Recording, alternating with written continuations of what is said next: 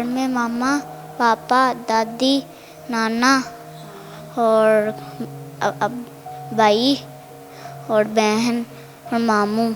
घर का नहीं पता। घर जाना है वापस? जाना है, गाँव का भी नहीं पता होगा। किधर जाना चाह रहे हो?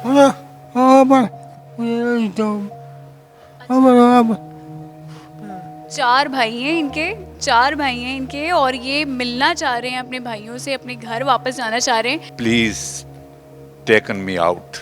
कार जसरल अच्छा, यहाँ पे और क्या क्या करते हो? कोई काम करते हो, खेलते हो? खेल है।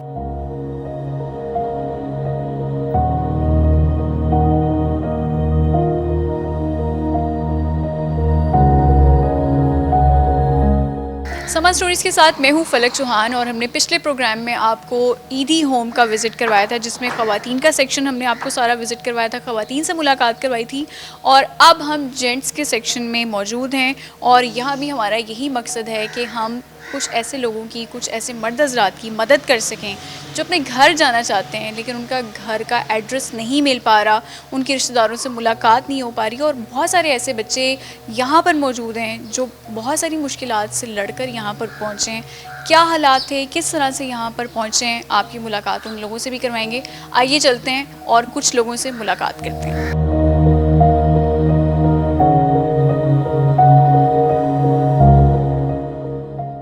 कितनी उम्र है आपकी? 75। 75। अच्छा, आप यहाँ पर कैसे आए, क्या हालात थे? मैं यहाँ आया था, एक्चुअली मुझे पेशावर में वो हुआ था, क्या नाम है, क्या बोलते हैं यार उसको, बीमारी को जो दिमाग रुक जाता है उसमें जी। तो मैं आया तो यहाँ मैंने 125 पे कॉल की, ठीक है। वो लोग आ गए, बोलते बी दियर, किधर से बोल रहे हो, उधर ही रहो, हम आ रहे हैं, ठीक है। वो आ गए और मुझे यहाँ लेके आए। तो आप थोड़ा सा अपनी ज़िंदगी के बारे में बताना चाहेंगे? ये ज़िंदगी आपकी कैसी थी या क्या हालात थे जो आप पेशावर में इस तरह का आपके साथ वाक़या पेश आया? यहाँ मैंने शादी की है जी, लाहौर में जी। तो वो जब मुझे ज़हनी बीमारी हुई ना, तो I have forgotten all related things. मतलब पेशावर में भी एक शादी थी आपकी, लाहौर में भी एक शादी? जी जी, पेशावर में जो थी ना वो फोत हो गई थी, तो यहाँ लाहौर में मैंने फिर शादी की। बच्चे हैं आपके कोई? नहीं, बच्चे नहीं है, कोई भी नहीं है बच्चा। और किसी से रब्ता होता है, कोई घर वालों से, रिश्तेदारों से, बीवी से? नहीं, किसी से आज तक रब्ता नहीं हुआ। घर जाना चाह रहे हैं जी। तो अगर हम आपकी मदद करें तो आप कुछ कहना चाहेंगे अपने घर वालों को, अपनी बीवी को या अपने रिश्तेदारों को? Please taken me out. अस्सलाम वालेकुम, क्या हाल है? कहाँ जाना है? कहाँ जाना है?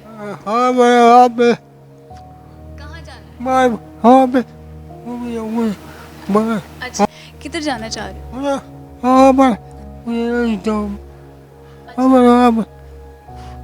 चार भाई हैं इनके और ये मिलना चाह रहे हैं अपने भाइयों से, अपने घर वापस जाना चाह रहे हैं। काइंडली इनकी इन्फॉर्मेशन बताइएगा। जी, इनकी इन्फॉर्मेशन ये है कि ये पुलिस वाले ने रिकवर करके हमें दी है। इनका बायोमेट्रिक वगैरह किया है, शायद इनका शनाख्ती कार्ड नहीं बना, जिस वजह से इनका कोई क्यू नहीं हमारे पास आ सका। और मुख्तलिफ इंटरव्यू भी हमने किए हैं जो चल रहे हैं, अभी तक किसी ने हमसे रब्ता नहीं किया। ये ज़हनी तौर पे भी नॉर्मल नहीं है और बोल सुन भी नहीं सकता, सिर्फ इशारों से समझता है। इशारों से ये बात समझ आई है कि इसके 4 भाई हैं, छोटे छोटे 3 बेटियां हैं, बीवी के मतलब बताता है, इशारों से ये चीज़ें क्लियर करता है। हमारी कोशिश यही है कि अगर हमारी वजह से या ईदी होम लाहौर की वजह से इनके घर वालों से कोई रब्ता हो जाता है, उनके घर वालों को ले जाते हैं, तो ये यकीनन हमारे लिए भी एक उम्मीद की एक किरण होगी और हमारे लिए भी खुशी होगी।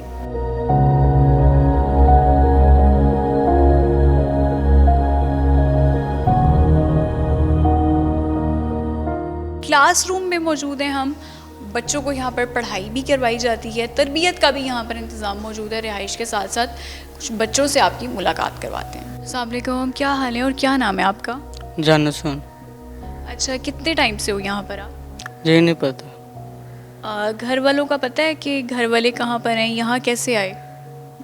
समयपुर। यहाँ कौन छोड़ के गया है, ये भी आपको पता है कि नहीं? शालामार आया। शालामार बाग से आए थे। इस बच्चे का कोई भी रिश्तेदार ये हमारी स्क्रीन पर देख रहा है तो ज़रूर आप यहाँ ईदी होम लाहौर में रब्ता कर सकते हैं। ये बच्चा यहाँ पर मौजूद है और आप इसको यहाँ से लेकर जा सकते हैं। क्या नाम है? मतलब बस कितने टाइम से यहाँ पर हो? ये नहीं पता, घर का नहीं पता। घर जाना है वापस? जाना है। तो घर पे माँ बाप बहन भाई कौन कौन था? माँ बाप है, भाई है, बहन है, माँ है, अब्बू है, दादा है। लाहौर में ही रहते हो कि लाहौर के बाहर रहते हो? लाहौर के बाहर। किस जगह पे रहते हो? किस शहर में, किस गांव में? गाँव का भी नहीं पता उधर। बहुत सारे ऐसे बच्चे हैं जिनको उनके घर का नहीं पता लेकिन वो अपने घर जाना भी चाहते हैं। क्या हाल है आपका? क्या नाम है? अली हसन। अली हसन। अली, आप कहाँ पे रहते थे? मैं लियानी छोटी सी अली। अच्छा, और यहाँ पे आप कितने दिन पहले आए हो? 10 दिन हो गए। 10 दिन हो गए हैं। तो यहाँ पे क्या क्या करते हो फिर? पढ़ता हूँ, खेलता हूँ और खाना खाते हैं, सोते हैं। तो यहाँ पे डर तो नहीं लगता आपको? सब ख्याल रखते हैं आपका? घर में कौन कौन है? घर में मामा, पापा, दादी, नाना और भाई और बहन और मामू। ठीक है। अली हसन बड़ा प्यारा सा बच्चा है, हमें यहाँ पर मिला और इसको तकरीबन 10-12 दिन हुए हैं यहाँ पर आए हुए और डॉक्यूमेंट्स के मुताबिक फैमिली मैटर है जिसकी वजह से इसको यहाँ पर लाया गया है और आगे देखते हैं कि ये कब तक अपने घर जा सकता है या फिर ये यहाँ पर ही रहेगा।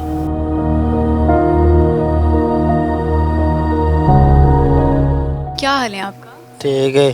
क्या नाम है? उमर। उमर, क्या करते हो यहाँ पे? कार जसरन अच्छा, यहाँ पे और क्या क्या करते हो? कोई काम करते हो, खेलते हो? खेल है।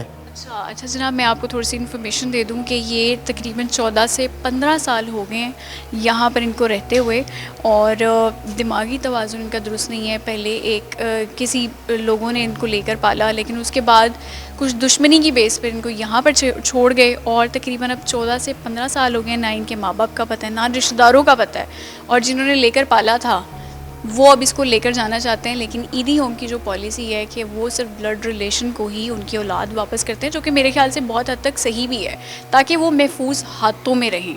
और यहाँ पर बहुत सारे ऐसे लोग, मर्द हज़रात मौजूद हैं।